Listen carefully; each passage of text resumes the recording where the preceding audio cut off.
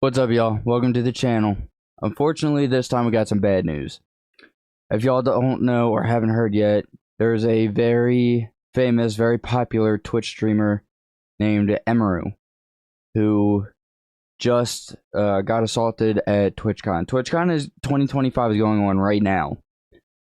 And unfortunately, she was assaulted by some dude, a fan. She was assaulted, and that should have obviously never happened. And Clancy, who is the CEO of Twitch, finally gave a response. So let's check it out. Twitch lied about everything, and this time they're gonna be held accountable for it. Emiru just did a 48-minute response stream, and the things that she exposed about Twitch and TwitchCon, I already thought it was bad yesterday, but after listening to it, it's so much worse than I ever could have imagined it to be. It turns out that Twitch security was barely in the vicinity at all. The security response to Emiru's assault yesterday was actually her own security guards that she spent over $10,000 on for this convention. My security, Twitch's security is like nowhere near me nor to be found. I can see them, but they don't do anything. My security jumps up and shoves the guy away from me and is like, get the fuck out of here. And he's allowed to walk away and leave. That would obviously explain why it seems like there was such a little security response there. That also explains why the man who took the guy away didn't detain him immediately. The reason for that, which Emiru explains, is that her own personal bodyguard was already banned from TwitchCon for holding a stalker until police arrived. So there begs the first question. If stuff like this happens and is hopefully not going to continue to happen, why would they not hire more staff, more security staff? Why would there not be security at every corner, every booth? Gets worse. Twitch's response said that there was law enforcement on scene and they apprehended the guy very quickly. Emiru comes out and tells us that that was all a lie. Emiru came and explained that not only did it take 2 hours for Twitch to go and talk to Emiru's manager, but their initial response to the situation was that the guy was going to be banned off Twitch for 30 days. I'm going to reference their blog post because this. If someone is going to go up and assault someone, why in the fuck are they only getting a 30-day ban? They don't have the proper security. They don't reprimand people properly. I'm hoping further in this video they say they fully kick this guy out. This is what told us the most information about the security at TwitchCon before the event. Robust security measures are in place throughout the venue, including screening procedures at all entry points and rigorous access control protocols. This is a lie. Emiru goes on to explain that the guy who actually got up to her was waiting for a gap in security, which there was, and Okay, but at the same time, when you go in the gate, all the security clearances, that's fantastic. But how is that going to keep someone from doing what this guy did? He walked up like at the booth and went up and committed his act. It wasn't at the front gate. It wasn't where all these checkpoints are. he was able to walk straight through meet and greets. He walked through another meet and greet before eventually reaching her. And there was zero security response from Twitch for hours. Apparently the security at Twitch that they were able to get into contact with behind the booth kind of just laughed the situation off. The Twitch security kind of got together after that and we were like, wait, what happened? Oh, I didn't even see what happened, haha, and just started talking about something else. Mind you, please keep in mind the context that people for weeks had already been expressing concerns over security at the event. Emiru expresses it and you can't hear it in the clip, but she is actually screaming when this guy grabs her. And there was no security response from Twitch at all, the people who were supposed to be the ones apprehending this guy. The Twitch security blog goes on to say, our dedicated security team works in close partnership with the San Diego Police Department and other local law enforcement agencies to ensure a safe environment for everyone. This again was a lie. Emiru tells us that there was no law enforcement on the scene, and not only was there no law enforcement on the scene, but it was Emiru's manager who had to call the police and their lawyer to have the situation dealt with. And then my manager's letting me know. She says, okay, my manager, I've contacted the police. They're gonna come talk to you about pressing charges, etc. They're trying to find the guy. They haven't found him. And it gets worse. It was also Emiru's manager who initially had to offer extra security to big streamers like Extra Emily after the situation because Twitch just was not handling it right at all. Emiru explains that apparently they then had to call over the head of security at Amazon to like redesign the security for the entire place. But isn't this something that you should have done before the event? Especially in the wake of everybody telling you that the event isn't safe. And then even then, Can I also just point out that this is not the first or second or third TwitchCon? This, I believe, is the 10th. If y'all have been putting this shit on for 10 years, wouldn't you have that down pat by now? that same head of Amazon security and head of risk at Twitch come and tell you, oh yeah, this guy's a bad dude, we're gonna ban him off the platform for 30 days. I asked them, you know, like, what are they gonna do about this? And you know what they said initially? They said, oh, well, he's banned from the platform for 30 days.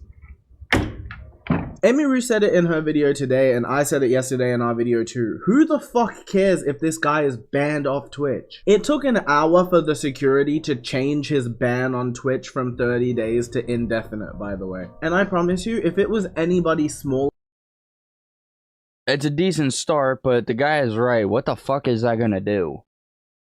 than Emiru, or it wasn't caught on camera, Twitch would have just tried to throw this under wraps as fast as they possibly could have. Which Emiru explains. She goes on to talk about how she spent $10,000 of her own money on security, and some Twitch streamers there wouldn't even make $10,000 a year streaming on Twitch. So if this was able to happen to her, imagine what people could be getting away with smaller streamers, where there's less cameras. And we're gonna talk about cameras, by the way, because in Twitch's blog post, they state, we operate an always on command center during the event, staffed by highly trained security teams. The command center allows us to monitor and protect the venue at scale, move quickly to address potential event issues, and dispatch personnel as needed during show hours. This was a lie. Emiru expresses that it took 2 hours for Twitch staff to actually even make an appearance on the scene. And once they did make an appearance on the scene, they didn't care. Now, this is what an on-command center typically looks like. Do you notice something? Yeah, there's a lot of cameras. There were no cameras around at Emiru's meet and greet. In fact, she expressed that she is so thankful for the person who took the video. Somebody just happened to be recording at the time, and they took the video and they posted it onto Twitter where it happened to go viral. That is the only reason why we got a response from Twitch. That's the only reason why we know the severity of the situation. Somebody just happened to be recording at the time. Twitch never would have released that footage. If anything, Twitch would have done their very best to downplay the situation. The response that they posted yesterday, it would have been very hard to poke holes into it because nobody would have actually known what happened, except for Emiru and some of the other spectators there. So yeah, TwitchCon is done. I don't see why anybody would ever want to attend it ever again. But this has put the entire... Alright, I'm gonna be honest. I do still want to go. I went back in 2019, but I do still want to go. But they obviously have some renovating to do. Let's see what Clancy has to say. Twitch platform on notice. It is now dead obvious that the higher ups at Twitch do not care, and they had so many opportunities to prove that they did. They could have avoided this situation so easily if they just took their security a little bit more seriously. If this event had gone smoothly, Twitch would have gotten their flowers for actually listening to the criticism and improving their security, and things for Twitch and TwitchCon could have started to go up. But that was never going to happen because they never cared in the first place, and now I see the only way of them even squeaking by this situation is if they announce a staff overhaul. People need to get fired, and lots of them, and we need to hear from the CEO of Twitch, Dan Clancy, yet again. That's if he should even still be the CEO of Twitch. So, turns out as I'm recording this video, we did hear from the CEO of Twitch, and oh my god. I do think that when you're live streaming, in many ways, since you control your community and you can ban people, you can make it so that those people that you don't want engaging with you and participating with you aren't there. Okay, it's very different. You know, when I use other short form content and people say all sorts of stuff, well, I can't stop that. But when I live stream, they basically don't bother me. Bro. Is that all we're getting? Is he gonna get more into the assault? Is he gonna say what he plans to do in the future? making this convention safe. I really don't feel like pointing out the obvious, but all the fuck he just said was about when you're streaming. What the hell does that have to do with when you're there in person IRL? And if people are gonna be protected, if they have to worry about what's going to happen when they're there. I am very much leaning toward the side of Twitch needs a new CEO. If this is all we're going to get out of them after this assault, I'm very much in the realm of get Clancy out, get a new CEO.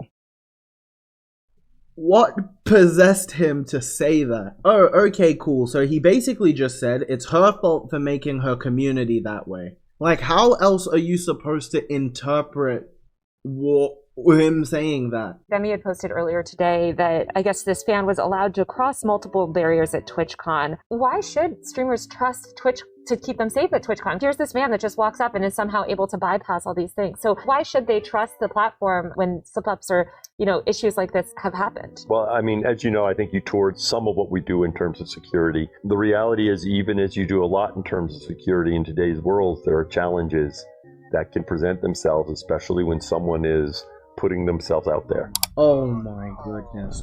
The challenge that presented itself, by the way, Mr. Clancy, was that a man walked past all of the security at the convention right up to your top streamer, put his arms around her, and tried to kiss her on the face.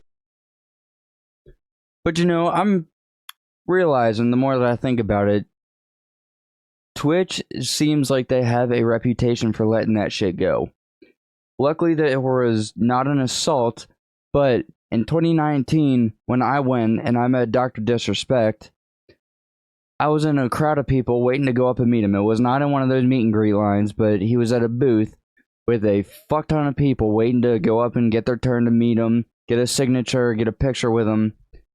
And everyone that I was around thought that this one woman was part of his staff. She comes in, kind of forces her way through me and the guys that I was around, through the rest of the crowd in front of us, and just with her demeanor, we all thought that she, like I said, was staff. But no, she went through, pushed through, got up to Dr. D, got her picture, got her signature, and left. And you know what? I understand being a woman in a predominantly male setting, so it was mostly men there. But at the same time, wait your damn turn. Don't force your way through everyone. The other challenge that presented itself is the fact that there was no response from your security team for 2 hours. Yeah, it's over. There's nothing more that we can say, nothing more that we can do. It is actually just over. Dan Clancy is on Fraud Watch. The entire TwitchCon security team is on Fraud Watch. I'm gonna keep you guys updated as always, but this is basically everything I'm aware of up until this point. So if anything else comes out, I'll just keep talking about it, I guess. Alright, so here's my thoughts. He does not seem like a good CEO. Let me take that back. He is not a good CEO. If he was, he would give a fuck about the people that come to his conventions. That was pathetic, what he just said there. Totally shrugged it off. If he cared, then he would have the security, like, top notch. If he cared, that would have not happened to Emiru. So, 2 things I'm wondering. Actually, 3. Is Twitch going to get a new CEO? Is Twitch going to continue doing TwitchCon? Is Twitch going to beef up their security? And my last one is a prediction. Because of all of this, is everyone going to go to Kick? Let me know what y'all think in the comments. See you in the next one. It's running.